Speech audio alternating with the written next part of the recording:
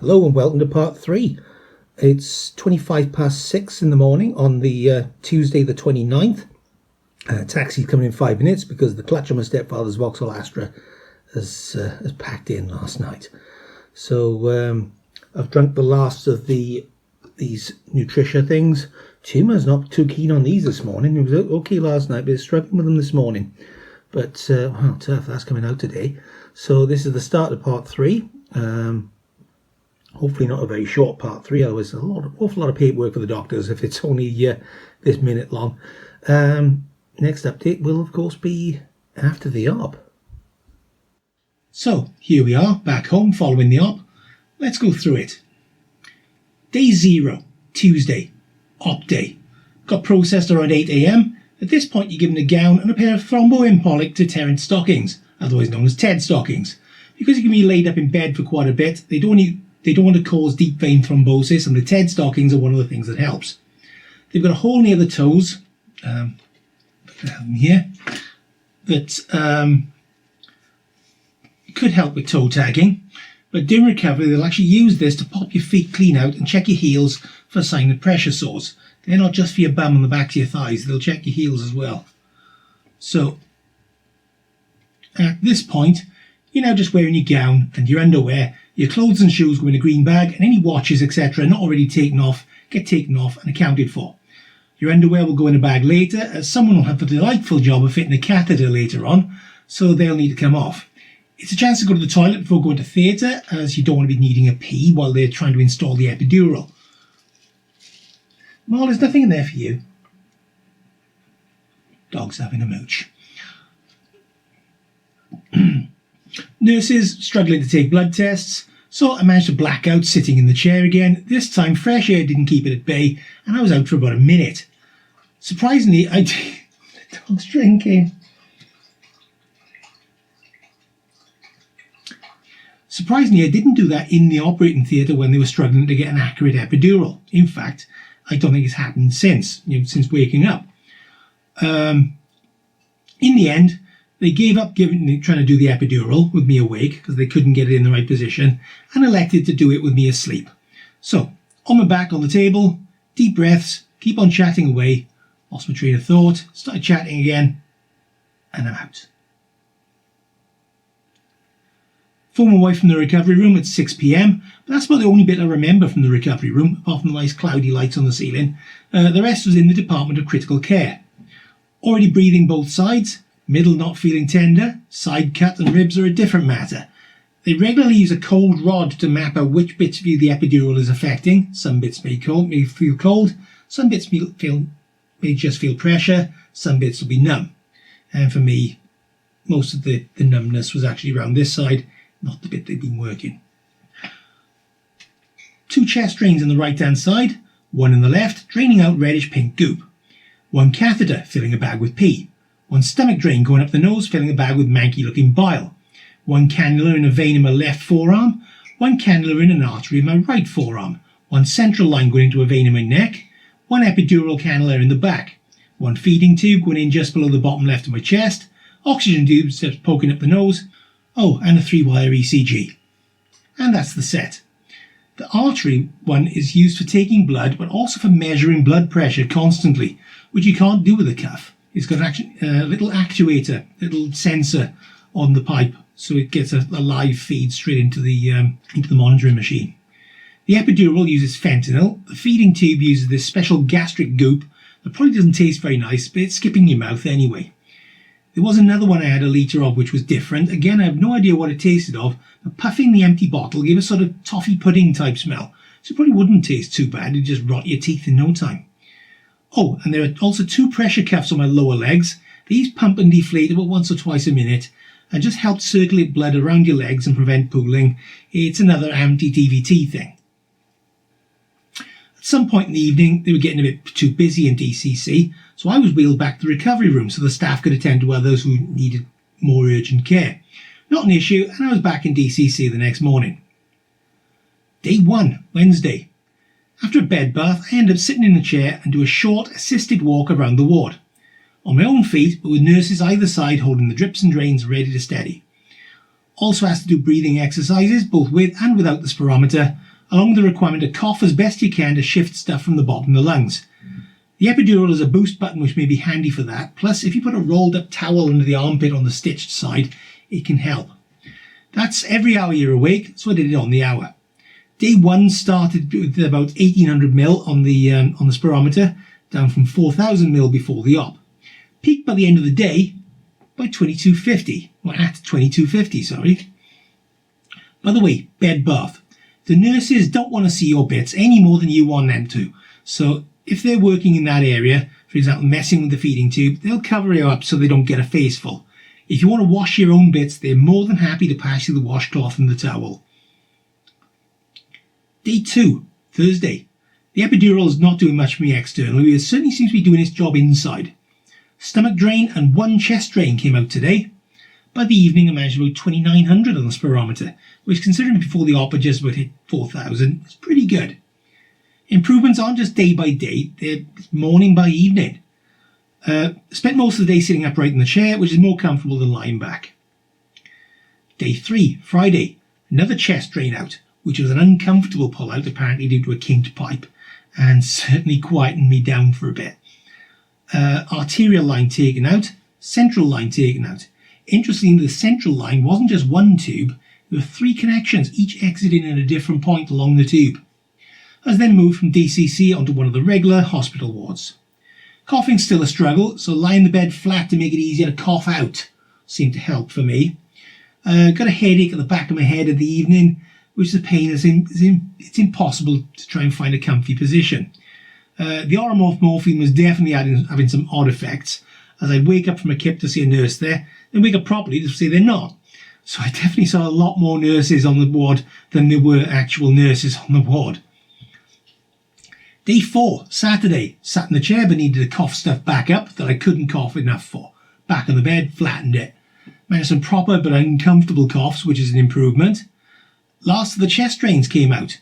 About a foot of which was inside me and about the thickness of a biro.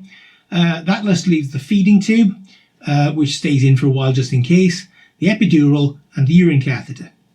Intake restrictions eased to allow clear fluids, so I had the first cup of tea in over a week, albeit black.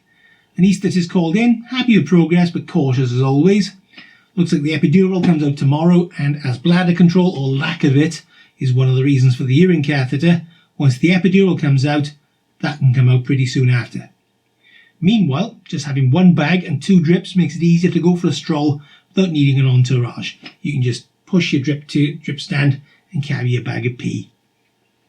A little aside for Saturday. I mentioned to the patient in bed opposite I've been using a bath towel on the pillow because it's warm and it saves me getting the pillow damp and clammy through getting night sweats, which I tend to get. He mentioned broccoli seed extract, which seems to have a positive effect on night sweats and a whole host of other bits and bobs. So once I can get pills down the hatch, I'll definitely be trying that out. Cheers, Ben. I managed to get these for free through the Amazon Vine review program. These ones are the ones which are just dropped on the floor. Carefully try and pick them up. Those ones. So we'll be trying those out soon enough. At least with the battery of tests I've had over the past few months, a lot of potentially nasty causes of night sweats are being rolled out. So that's good. Day 5, Sunday. Guts finally woke up for a somewhat explosive session at 3 AM, fortunately at the toilet, and then went on strike again. One of the doctors came around in the morning, happy with progress, gave the nod with pureed food this time. Now, I'd had the menu the night before, so ordered just in case. You don't have to have an item from every selection on the list, so if you don't want a main course, don't have one. Just choose a large side and a large dessert. For lunch, I just had orange juice, which was literally just that. Carrot and cumin soup as a starter, literally just gravy as a main, and apple pie and custard as a dessert. The soup was a bit bland, but I'd been dealing with the nurse pulling my epidural out, so I didn't get a chance to ask for salt and pepper. The gravy was gravy. The pureed dessert was a pre-made item and surprisingly good. The epidural looks like it might have gone in a long way, because it's about that long. But in fact, it goes into the cavity it needs to go into, and then travels up or down rather than straight through you like a syringe. Later on, the urine catheter came out as well. There are 2 connections on the urine catheter. One is for urine, the other is for a balloon which locks the catheter up in place. The junction where it splits into two is where it gets locked in place on your thigh, and this can be unlatched if, for example, you need to sit down or wash yourself and there's not quite enough slack. A syringe connected to the balloon connection and filled itself up, and at that point the whole thing was just drawn out. Surprisingly okay, it just felt like having a good pee, but as the bag had been doing its job, there was no pee to have. A bit of training on using the feeding tube as well. At home, that's not my job. In fact, it's not anyone's job. The tube's there just in case it ends up needed. But I'll still need to flush it twice a day with boiled, then cooled water. The syringe connection is similar to that used on the PICC line stuff, just different diameter and different gender, in fact. Presumably to avoid food and IV mix-ups. So that's easy enough. Supper time. Apple juice, thick vegetable soup, and sticky syrup, sponge and custard for dessert.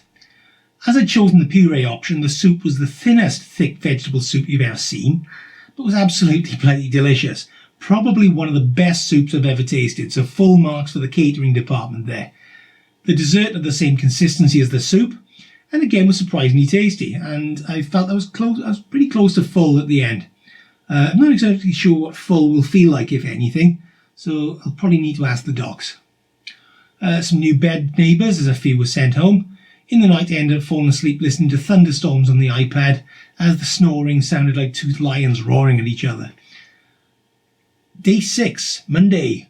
Spoke to the dietitian again, who advised on typical meal sizes, and it's not a lot. You're basically aiming about a cupful at a time. A bit late for that, as the previous soup and dessert had filled me to the brim and was way over the cupful. But no ill effects for me. It can cause dumping though, where your guts basically give a full purge through, so food needs pacing unless you fancy a race to the loo. Little and often, basically grazing. Too much talking and not enough eating resulted in a lot of my daytime meal going cold and not being appetising, but the evening meal of leek and potato soup, followed by sultana pudding, fared a lot better. I was supposed to have one last overnight feed to the tube, but as the existing bottle was due to run dry at about 1 AM, I suggested polishing that off. I could then shut the pump down, disconnect, flush the tube and cap it. My guts started showing signs of waking up again. Now I've been eating proper food, not nutrition goop. Just a bit of gas though. Day 7, Tuesday. Feed stopped pretty much bang on midnight, so did the disconnect and flush. Flush was a bit uncomfortable. Hopefully it's just that I'd been eating and getting fed, so squirting an extra 60ml into the tube, into the guts, was a bit much. It felt like walking with a stitch, but it dispersed soon enough. When I mentioned it later to the nurses, they weren't concerned. So it's fine. Anyway, when you're going in, you can just pace yourself with this and not overdo it when you're actually driving in your 60ml. Got my steps in that day. A couple of flights of them, in fact, accompanied by 2 of the physiotherapists. I was also shown how to roll into a flat bed, which is pretty important as you're unlikely to have a hospital bed at home. Also how to get back off the bed, which you may find easier if you've got a bed with space underneath, as you hook your foot under the edge and just draw yourself up. There's also a quick check that getting on and off the toilet isn't a problem, and for me it's not. Meal times came and went. Food is okay, soup's good as usual. Gloucester hospitals have their menus on a 14-day cycle, so unless you're there for longer than a fortnight, you're not going to see the same menu twice. I mean, that's more than I get at home. In the evening, I gave myself my first anticoagulant injection, and it's interesting that I lightly touched the skin with a needle and felt it was going to be sharp, so moved about 3 millimetres over and then found I couldn't feel the tip of the needle. A bit uncomfortable with the pressure as it gradually pushed down the plunger, then give it an additional push all the way so it clicks and snaps the needle safely back out of the way. But that was it. No sharp scratch this time, and no bee sting afterwards either. So if you're self-injecting, you may find you can get a relatively painless spot just by gently testing around a bit first. Day 8, Wednesday. Spoke to one of the surgeons who's happy I can go home once the meds show up later. He got a handshake and a big bear hug for being a literal lifesaver, and to be fair, he went all in on that hug as well, which is nice, as I think we're all pleased and relieved that everything went well. At about 2 PM, after everything's turned up, it's time to go, with us getting back home after about 4 PM, and much of the drive back involved me just having a nap. Another nap at home after everyone's gone their separate ways, bar me, my wife and the dog, and I found something to watch for. Lying flat on your back is fine. Lying flat on your back asleep is another matter. There's only one esophageal sphincter in place now, the top one.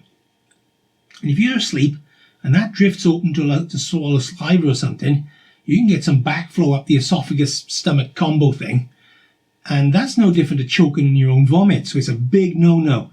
If there's anything in your stomach, and there's always something in there, even if there's a bit of gastric juice, you really, really don't want to be inhaling it. You want to be either making sure your stomach is pretty empty, so don't eat, fewer than like about 2 hours before bed, and sleeping relatively upright on something you're not going to slide down and lie flat at the bottom of. I got one of these pillow cushion things to go under my knees, and it does a pretty good job. Half a can of chicken broth for tea, an anticoagulant injection, again avoiding the sharp scratch, or a small prick as one of our nurses would mutter when giving it in your thigh, a 60ml jejunostomy flush, and another half a can of broth for supper, and I kept on the chair downstairs just to be on the safe side. My guts woke up properly now back home like nothing had happened. Friday, 8th of August. Today. I'd have filmed this bit on the day I got home, but I couldn't find my autocue, and once again there's a lot to remember, so I had to script all this. Wounds are healing well. The only dressing left is the one covering my jejunostomy feeding tube. My stomach capacity, I think, is about 400ml, based on the big yoghurt I wolfed most of yesterday. My guts are misbehaving like they did early on in chemo, so I think I've lost weight mainly because I've emptied out. I'm getting less and less trouble from my ribs, although the front can still burn, possibly from where the slice has gone through the nerve endings on my back. So I've got like a sort of diagonal cut at the back where they went in. So it may feel like that, but it might actually be that's causing the fiery feeling. Because certainly the area around here does feel quite numb, but it can feel very, very hot if I pull awkwardly.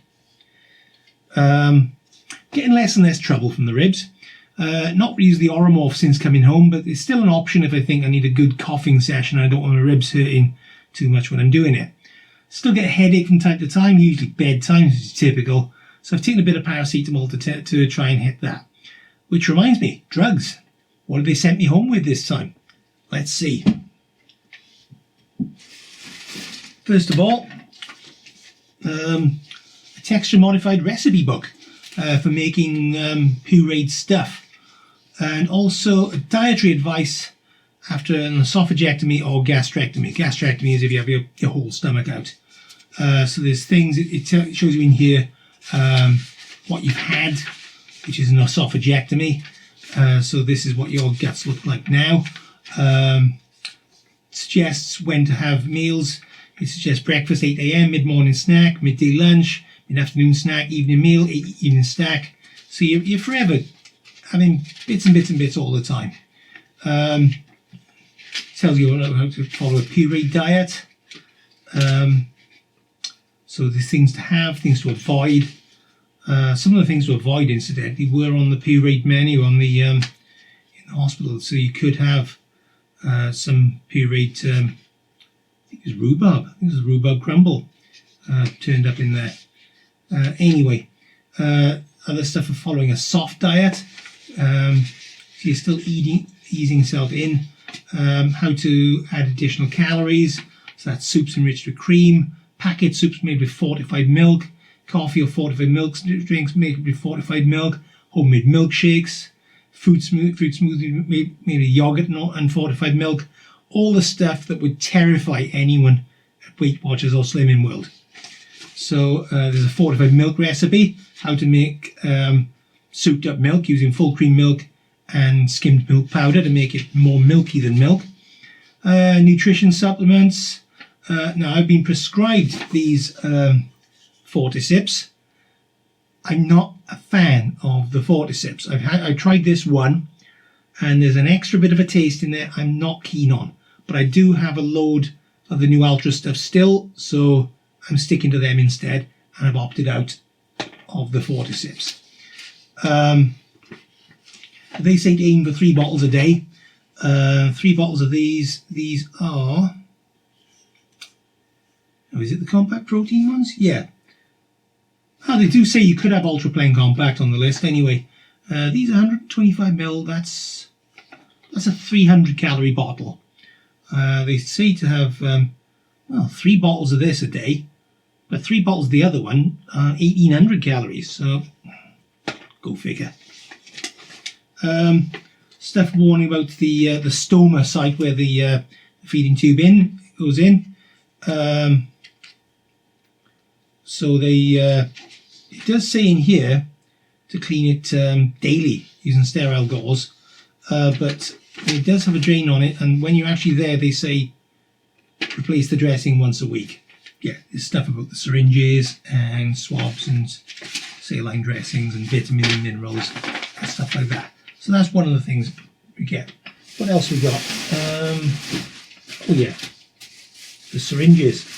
Get this out without doing myself.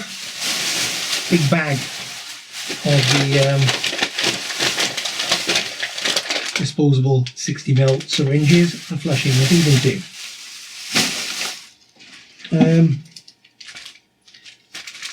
IV 3000 dressings. These are dressings for placing the dressing over the jejunostomy, and these are the same as the IV 3000 PICC line dressings. So we've seen these before with the district nurses. What else we got? We had some Clenel hand wipes. These weren't actually sent home with me. These just came from the daily meals and I never used them, so I just stashed them. These were dressings for where the chest drains came out. So while those were healing, you'd have one of those over. The last of these came off yesterday and we didn't bother replacing it. So these won't be needed now, but they basically just soak up any goop and stuff. They swell up, and if you go in the shower, they tend to fall off. What else have we got? Oh, yes. These are the anticoagulant injections. You pull the cap off, you gentle sharp scratch, put it in as far as it'll go, push down the plunger, and eventually the cover will snap over, hiding the needle, and that then goes in your sharps bin. So I have 20 of those. Looking forward to running out of them, that's for certain. There is lansoprazole. I've been having the omeprazole up until now. Much the same thing. Once a day of these, but these are oral dispersible tablets. You just put it on the tongue, just let it melt.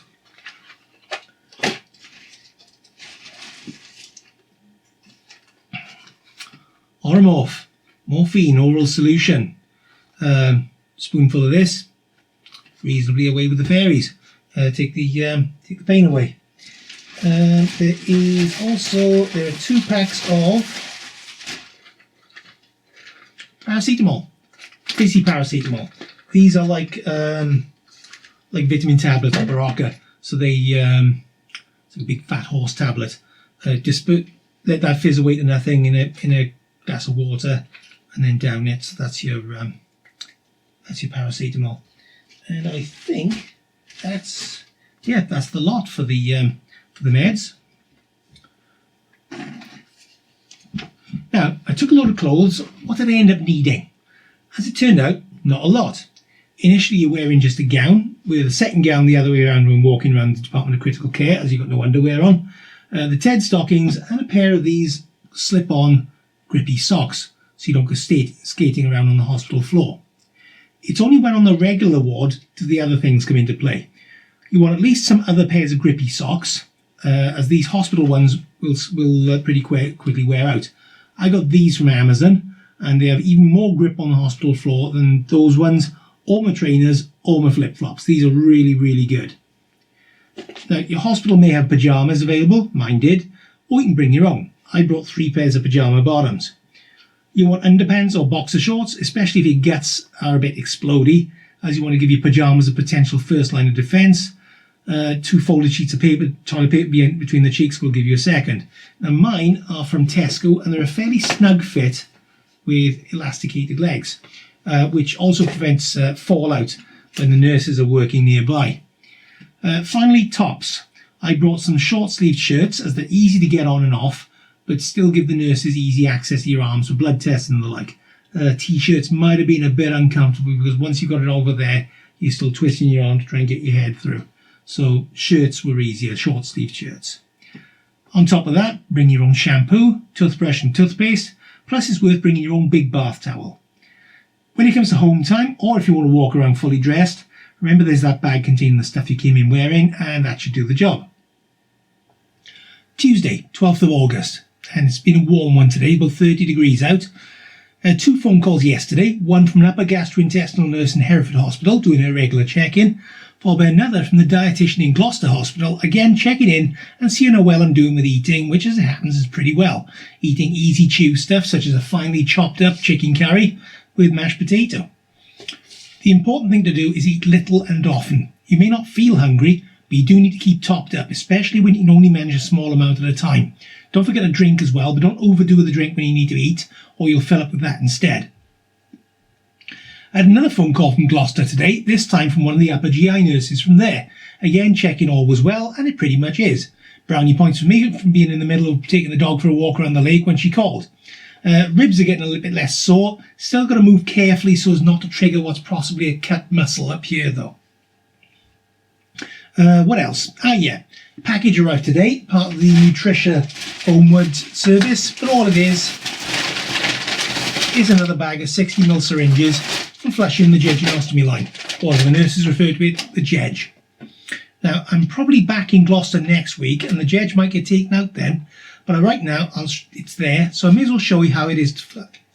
So I may as well show you how to flush it, and it's easy.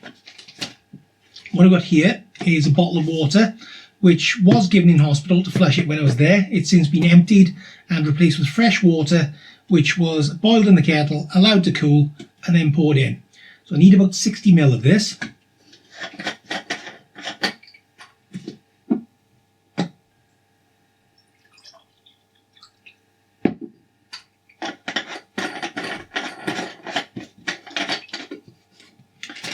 And one of these syringes.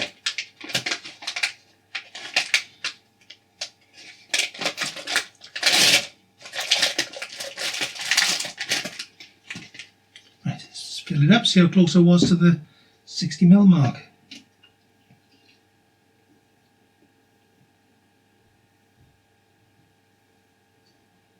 Miles out. Right, let's get rid of the air.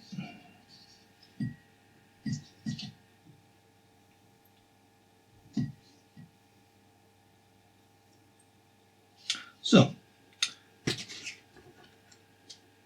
that's my 60ml. Now there are 2 sealing mechanisms on the jej, which you can see here. There's the purple end cap and there's this clip. So with the clip in the locked position, I can actually remove the cap perfectly safely and screw in the syringe. Right, release the clip by pushing the end away, like that. So that's now open. I can slide up and down the tube. Ow. That was the ribs, not the ribs, the muscles. Now I can gently press on the syringe to flush the 60ml of water down the line. Now remember, this isn't a race, and if you've been eating, it might be a bit slow. You might feel a bit bloated if you do this too quickly. So when I did this in hospital the first time, after taking the line off, I did have to stop for halfway through, because I'd just been feeding, so jejunum was a little bit full anyway. But you can see I'm down to, I've just done 20ml so far, so this is easy enough. So that's just flushing in. You can feel it slightly cold where it goes in. Nothing unpleasant.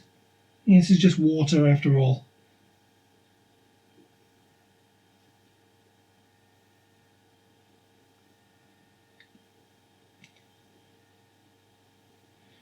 So this is done twice a day to make sure that the water in the line is always reasonably fresh and not like it's just come out of a canal. So once that's done, I can relock the clip, remove the syringe. That's another water pistol for my nieces and nephews to fight over. I can put the end cap on, and that's done. This I tend to wear tucked in, just sticking up out of my trousers, because if it's lying around, it'll snag on things. I mean, 5 minutes ago, it tried snagging on the handle for one of the kitchen drawers, so I wasn't best pleased with that. So normally I've got to just tuck this down there out the way where it can't catch. So yeah, so that's that done. Like I said, that comes a water pistol now, no needles, no harm. Speaking of needles, I'm a third of the way through my anticoagulant injections tonight. I'm not showing you how this is done, as it looked like a scene from Train Spotting. Definitely looking forward to seeing the back of these, and I'm glad I'm not diabetic, as those poor sods are going to do this daily. The anticoagulant, by the way, is another means to combat potential deep vein thrombosis, along with those TED stockings I mentioned earlier.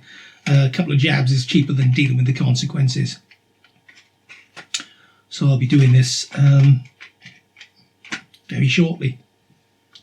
In fact, I'll do it before I have food. Now, I've covered my day at the hospital. What I've not yet covered is my overall experience of it. And, well, if it's possible to actually enjoy a stay in hospital, then that probably sums it up. I was really well looked after in surgery, in critical care, and on the general ward.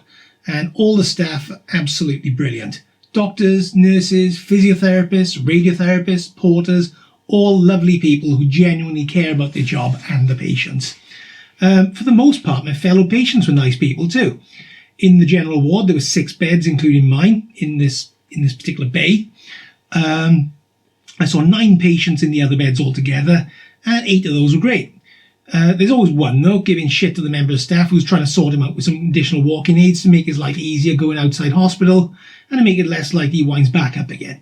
No, don't like it, don't get on with it, don't want to get on with it, won't get used to it, swearing at her when she's only trying to help him out, and all through this, she's been as nice as pie to him. One of the other patients was at least 20 years older than him, said to me afterwards that there's no need for that. So, yeah, Gloucester Hospital, brilliant service, brilliant people, and from what I could eat of it, pretty good food too. Thursday, 14th of August. Another 2 letters arrive. One is an electronic one, which is an invitation to another appointment in Hereford Hospital on the 16th of September, so about a month away. And the other is a copy of a letter sent to my GP. Now, remember, my prostate has been flagging up. Every time I've had a PET CT scan, it's been munching up the sugar as well, and they wanted to find out why. Well, this letter says that the MRI has shown some equivocal changes in the prostates, meaning it's not too concerning, but at the same time not completely normal either. But the fact that the PSA density is quite low means they don't want to do any biopsies. They're content with just doing 6 monthly PSA tests for the next 2 years, and then annual ones from there on. And they'll only do something if my figures start to come up.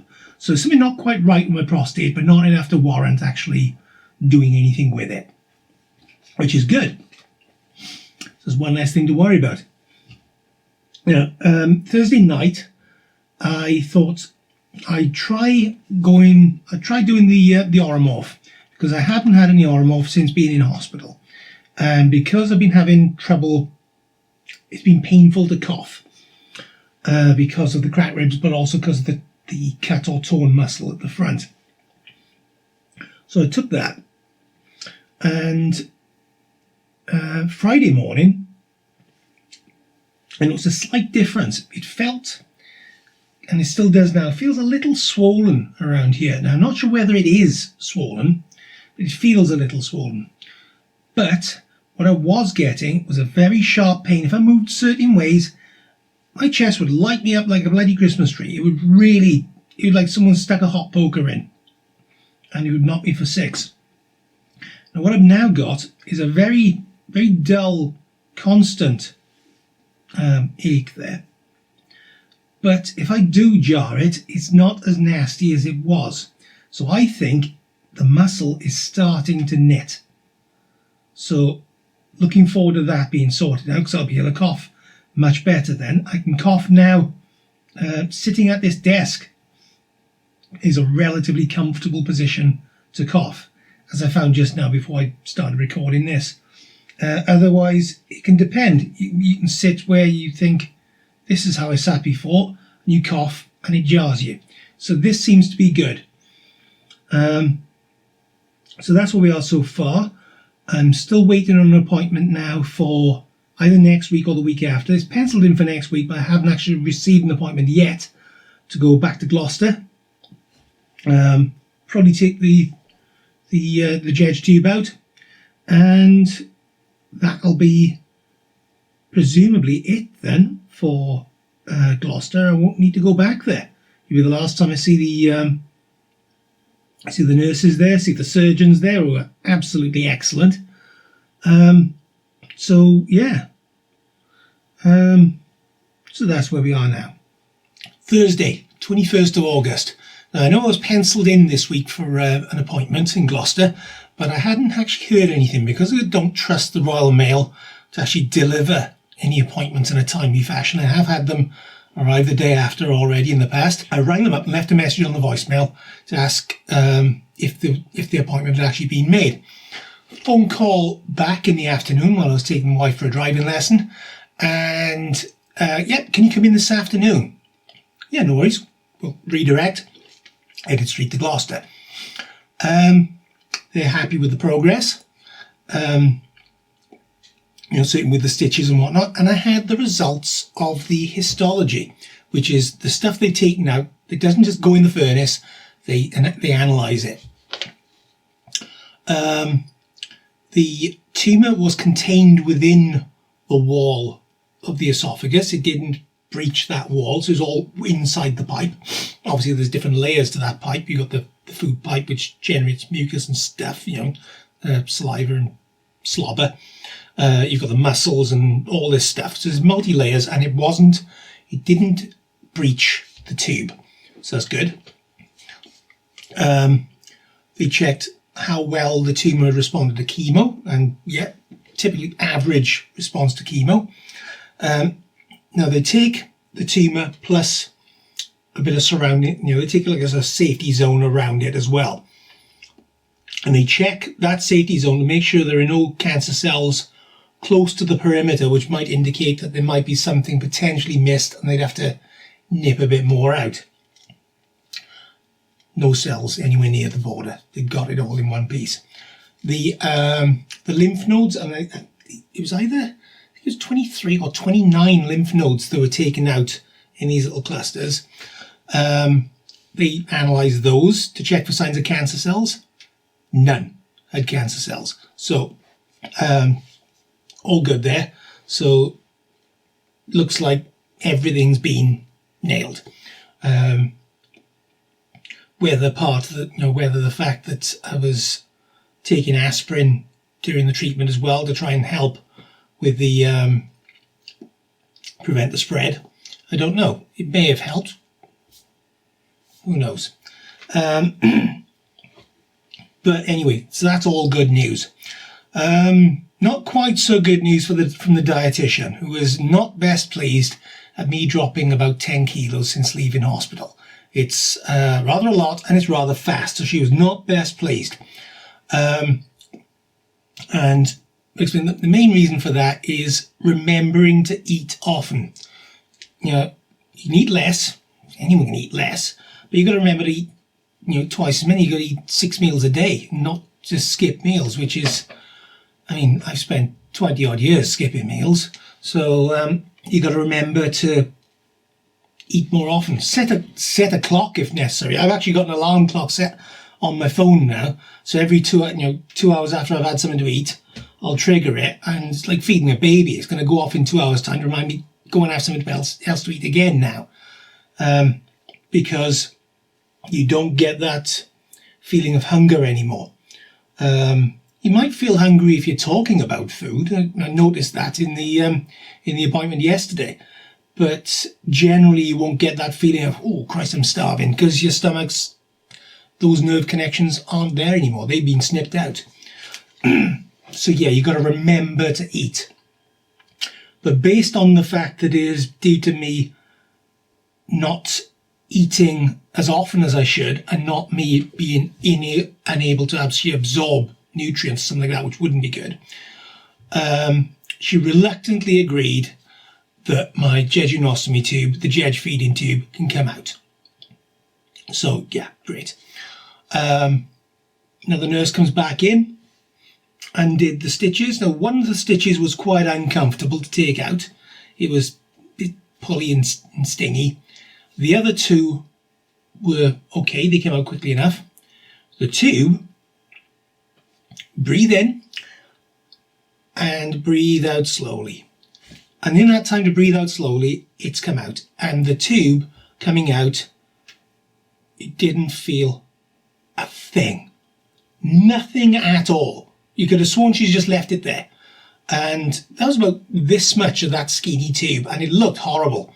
It looked like you'd been sort of cleaning wax out of your ears and then just smearing it down the entire tube. The tube looked like it had been used to clean an almighty lug hole out. It looked really horrible. But yeah, so tube is out. There's a little dressing on there at the moment. A couple of days that can, I've got a couple of chains of dressings on there as well. A couple of days that can be added to the rest of the pile of wounds that are just healing nicely. So yeah, a good trip. All that's left now is the needles.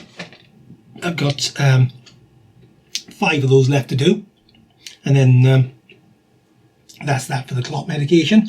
Another thing I was given while I was there, I think I've covered everything else.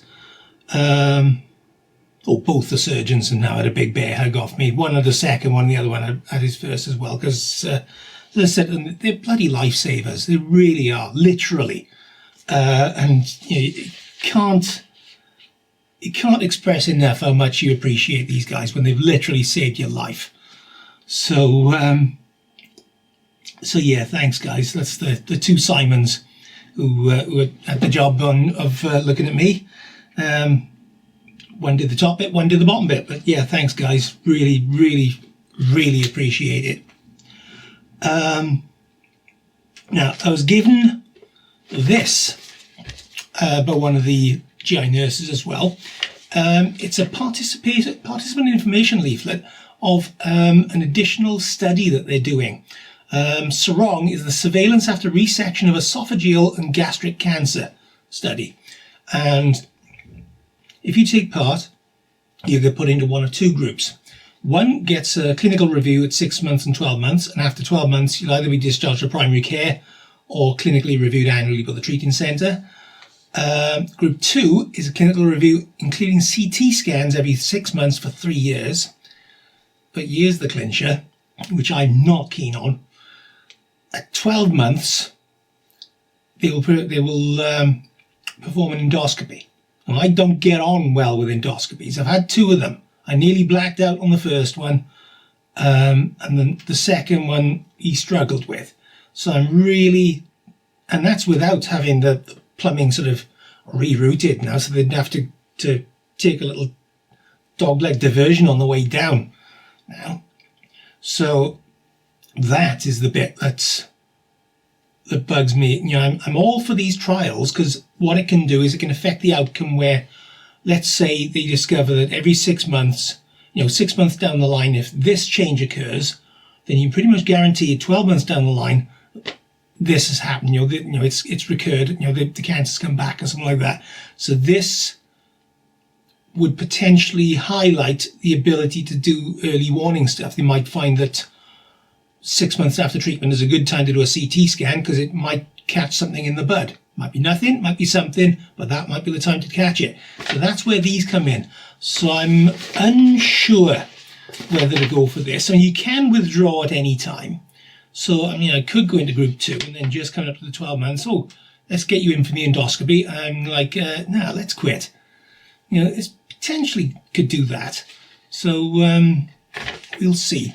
The jury is out on that. But for now, as I said, 5 of those left to do. I've been my horizons been broadened slightly in terms of what I can eat. Crackers and cheese was suggested yesterday, even though you've got to be careful with certain doughy stuff, crumbly stuff, and still no nuts and seeds. Crackers and cheese is fair game, although I was haggling with the dietitian, because normally I do have a lot of crackers when I have crackers and cheese. And she's saying, no, you can have like sort of 2 or 3. I'm like, yeah, 2 or 3 doubled up.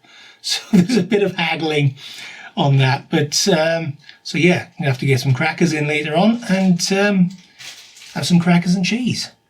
Right, a few things have happened this week. First of all, on the 8th, I had a phone call to do final discussions and final registration for the SARONG study. So I've done that and done my first questionnaire for those. The questionnaires will come through every 6 months. So that was on the 8th. On the 9th, went back to Hereford Hospital. So first time I've been there since before the op. So the consultant there, the upper GI consultant nurse, see how I was getting on. Now, he hasn't seen me since before the chemotherapy. So he hasn't seen my beard shredded. Spoke to me on the phone once, but last time he saw me was actually before the chemo. So it was interesting to catch up with him. So as usual, they want to see how you're getting on with the scars and things. And probably may as well show you the scars now. I can show you what I've got left now. This is from the jejunostomy, the feeding tube, and that is where the feeding tube was going in. I think, yeah, because there was a stitch there. There was a stitch there and a stitch there. That was the uncomfortable one. But that's actually where the feeding tube went in, and that's all there is to show for that. That healed up pretty quickly. That is from keyhole. What else we got here? That's belly button. That's keyhole surgery. Stop looking at the screen. I'm looking. Yeah. Keyhole surgery there. There's a bit more keyhole surgery there, and a chest drain there. I think a bit more. Yeah, a bit more keyhole there. Around the back, then we have. Well, that is the main event.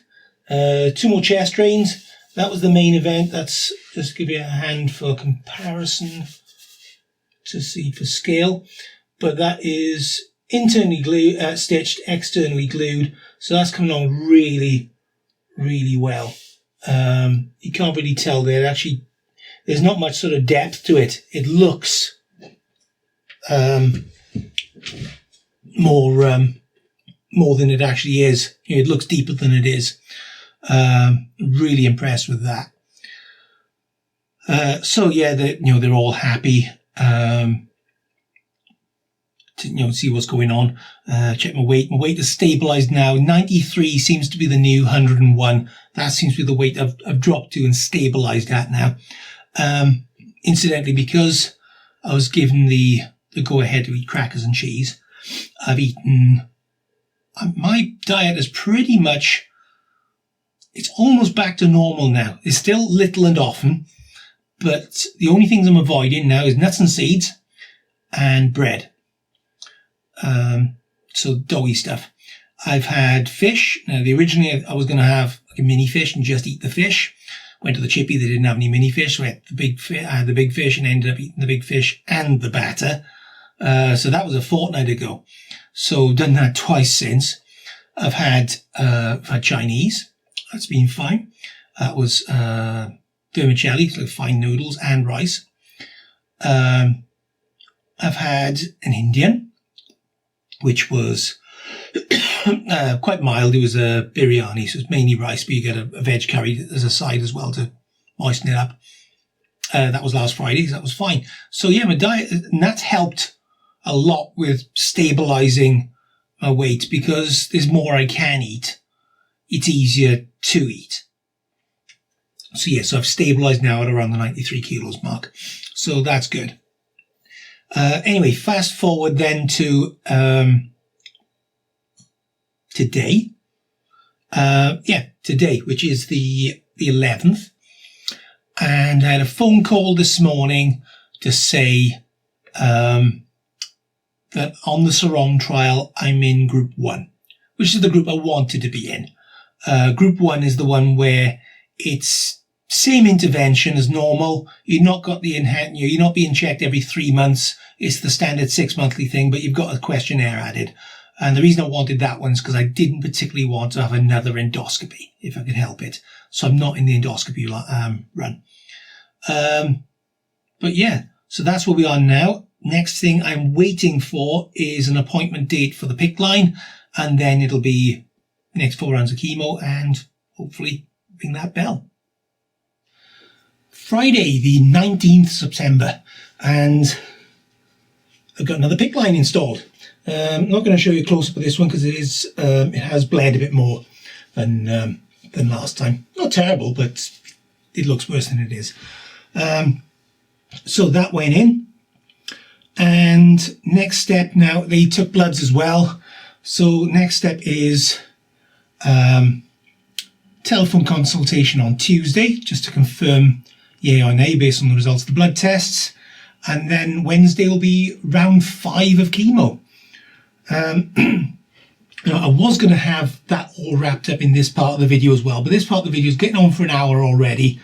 I've almost run out of space on the contents page, so I'm going to draw this to a close, and part 4 will be rounds 5 to 8 of chemo, and the overall, how much it's cost me for all this operation, for all the work that's gone on. I think that'll be interesting, not just to people in the UK, but people overseas as well, where they don't have such social healthcare. So,